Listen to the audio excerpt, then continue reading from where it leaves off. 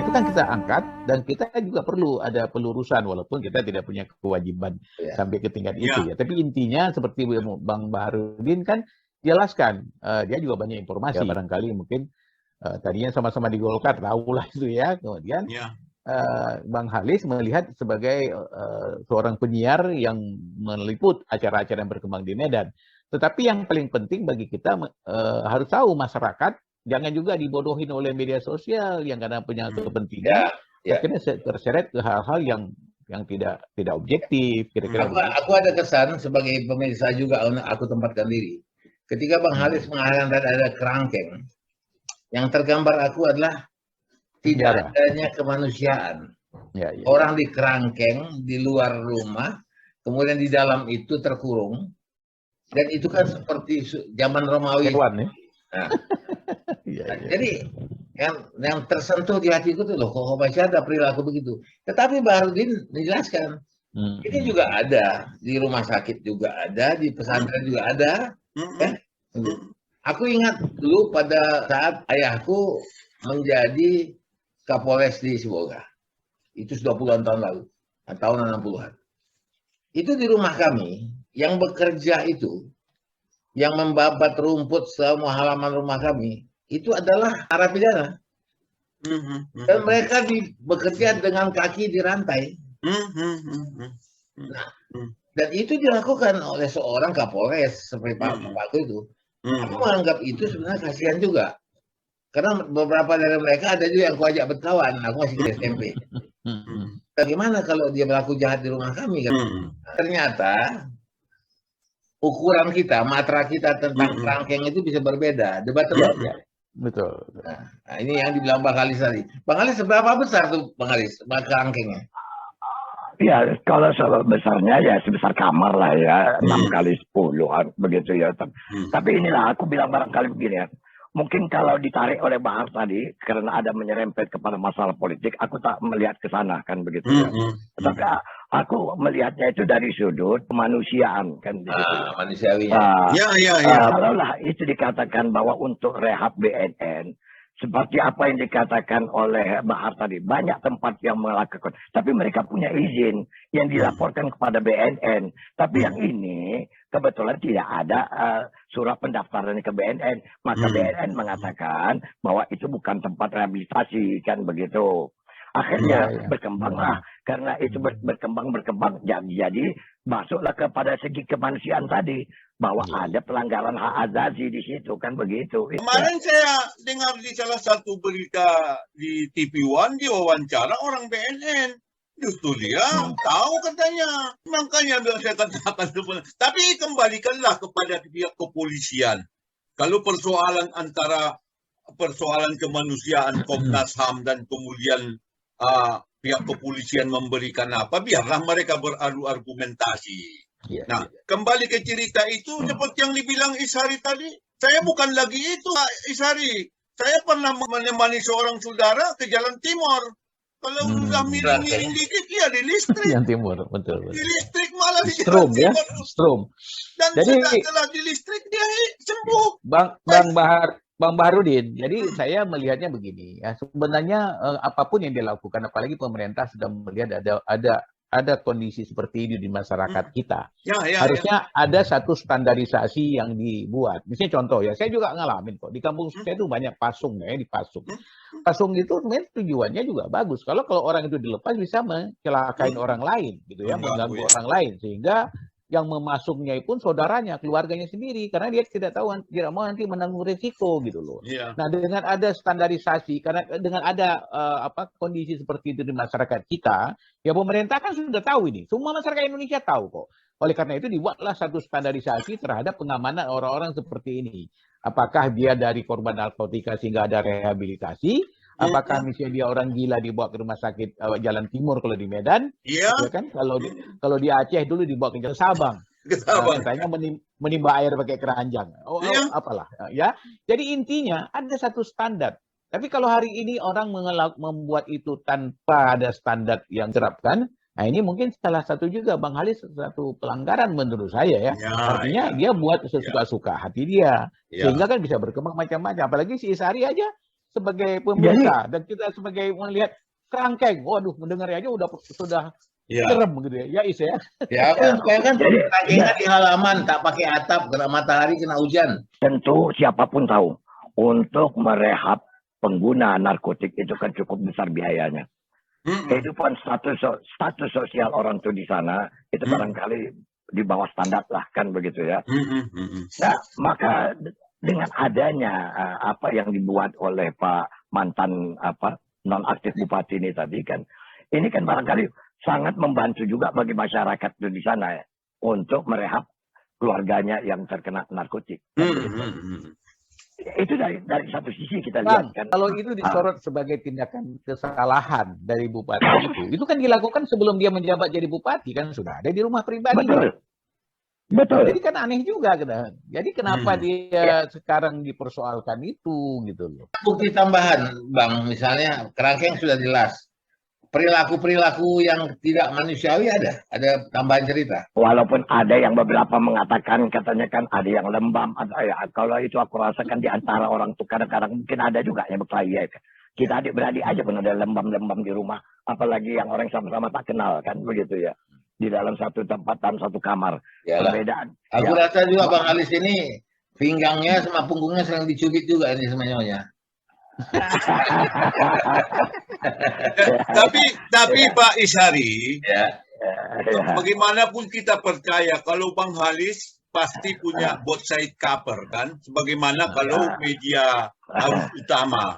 Yang paling repot itu ketika setiap orang tidak ada kontrol. Nah itulah kemudian di media sosial itu muncul kembali ke cerita tadi. Jadi dia aja suka-suka dia aja. Kalau kebencian dia, persoalannya memang di Indonesia itulah yang sering saya perhatikan. Ketika kita juga mencoba demokratisasi, pendidikan masyarakat juga lemah. Jadi momentum seperti itu kemudian keluar di media sosial, seolah-olah bebas buat memaki-maki. Muncullah seperti tadi. Ini yang saya sedihnya melihat. Jadi makanya gini Bang Bahar. Jadi tadi aku terkejut juga gitu begitu buka WhatsApp, ada yang ngirim ya video tentang pengamatan orang asing yang datang ke Indonesia. Mungkin Ishari, aku nggak tahu, si Is mungkin yang kirim. Jadi di mana dia katakan bahwa masyarakat Indonesia terkenal dengan ramah tamah, sopan santun, orang yang baik lah di mata dunia ya kalau ke Indonesia. Tapi di luar dugaan di media sosial itu adalah masyarakat Indonesia paling bobrok ya, paling bobrok. Bahkan kalau berapa Is urutan dari pengamatan 29 ada 32. Jadi yang menarik dari video itu, aku udah kirim barangkali ke kalian semua. Jadi kita tayang juga di sini.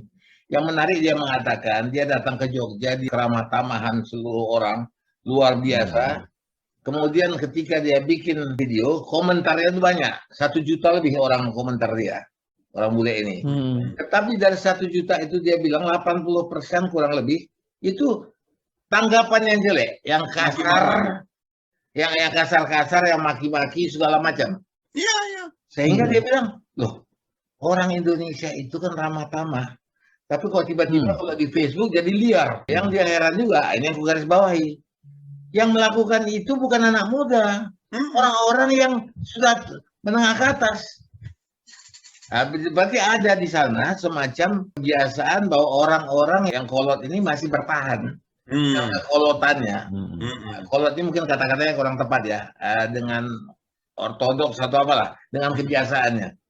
Nah itu yang dia bilang susah. Karena orang-orang tua yang sudah menengah ke atas itu, kalau dia sekali percaya suatu benar, maka tidak ada kebenaran lain selain yang dia. Indonesians on social media are some of the rudest in the world. Now, last week I posted a video all about a great experience I had in Yogyakarta with a local man who helped me at the airport. The video was watched over 3 million times and had over 6,000 comments, so thank you firstly. But in the comments section, there were so many responses like this. Indonesians are nice in real life, but on social media, they're terrible. So many comments saying the same thing. I was shocked. Completely surprised, and so I did a little research. In fact, last year Indonesia ranked 29th out of 32 countries in a Microsoft study in online politeness. We're in the bottom 3 countries with online bullying, fighting, and even racism. The Indonesia that has been so polite and humble and kind to me is apparently a nasty devil online.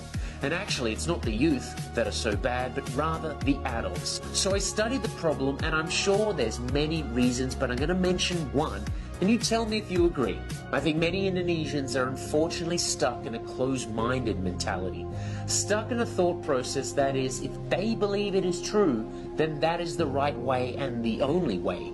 For what they believe is right means everything else is wrong. I think many Indonesian adults may not be as open-minded as the younger generation of Indonesia is, thus creating this platform online where closed-minded adults can easily align with each other to embolden each other's beliefs and fight as a group against a common cause. Am I right or am I wrong? What do you think is the reason why Indonesians on social media have such a bad reputation? Barangkali aku ingin bertanya juga, apakah kita ini termasuk orang yang penakut, pengecut, atau apa, kan begitu ya. Contohnya tadi, kita mengatakan bahwa kita ini kan adalah orang-orang yang sopan dan santun semua. Kalau bicara berhadapannya memang begitu. Ya, tapi ada sesuatu yang ingin kita sampaikan, kita penakut. Kita buatlah satu media yang disebutnya sekarang ini kebetulan ada media sosial. Disitulah kita mengungkapkan barangkali kekesalan kalaupun apa. Itu apakah kita itu termasuk penakut terhadap orang untuk kita berhadapan menyampaikan sesuatu secara langsung? Bukan penakut, Bang. Bukan penakut, Bang. Jadi begini, kalau menurut aku ya. Jadi dikatakan sopan kayak Abang bilang aku benar. Face to face atau kita bertemu ramah tamah. Tapi coba Abang perhatikan.